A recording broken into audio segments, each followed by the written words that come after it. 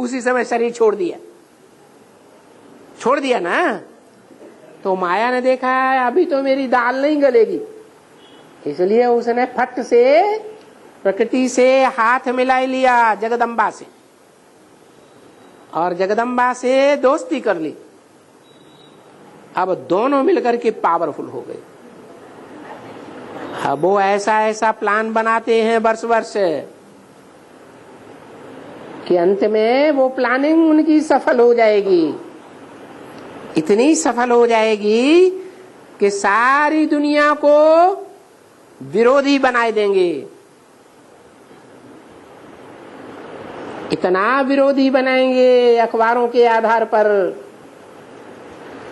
Television के आधार पर, internet के आधार पर, रेडियो के आधार पर, इतना विरोधी बनाएंगे कि मधुबन वालों को मधुबन छोड़ना पड़ेगा। जब पब्लिक बाहर की हमला करने लग पड़ती, हमला के ऊपर तैयार हो जाती है, तो मधुबन के अंदर जो रहने वाली कमजोर आत्माएं हैं, जिन्होंने धमचक्कर ज्यादा मचाया है मधुबन के अंदर, क्या धमकी देते हैं, घर भाग जाएंगे। बाप को क्या देते हैं?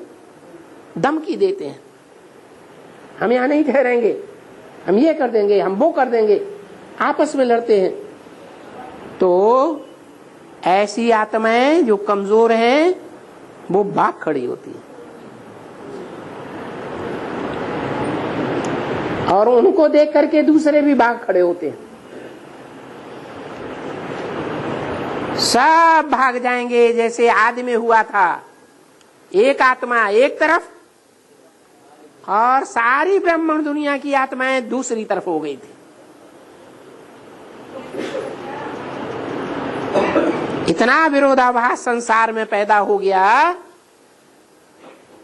कि बाप अकेला रह गया और सारी दुनिया दूसरी ओर खड़ी हो गई बाप के विरोध में। यहां तक के बाप की लाश को भी गुम कर दिया। आज तक पता नहीं है कि वो बाप की लाश कहां दफनाई गई।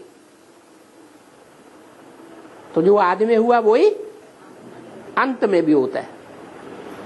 लाश तो नहीं दफनाई जा सकती, क्योंकि लाश उसकी दफनाई जाती है जिसको देहभान होता है। क्या?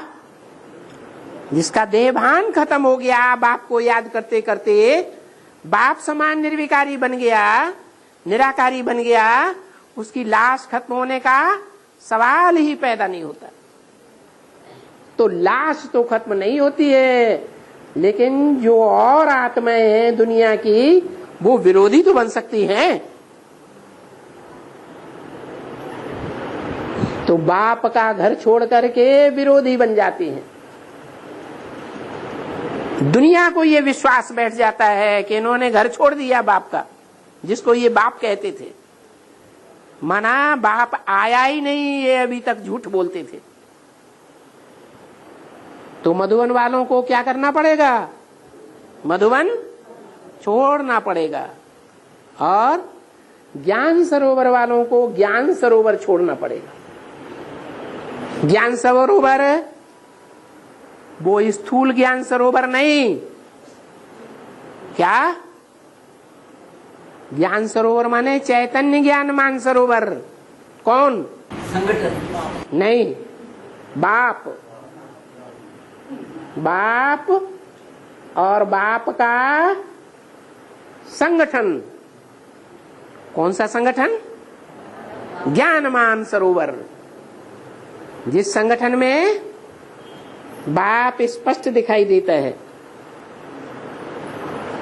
लेकिन अज्ञान अंधकार के कारण सब अंधे हो जाते हैं, दिखाई नहीं पड़ता। तो वो भी छोड़ना पड़ेगा। और गीता पाठशाला वालों को क्यों छोड़नी पड़ेगी?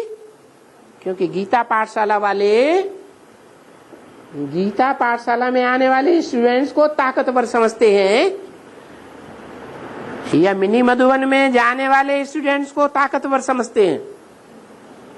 गीता पाठशाला वाली जो टीचर्स हैं वो अपने को बहुत पवित्र समझती हैं या मधुबन में रहने वाली टीचर्स को ज्यादा पवित्र समझती हैं? है? मधुबन में रहने वाली टीचर्स को ज्यादा पवित्र समझती हैं।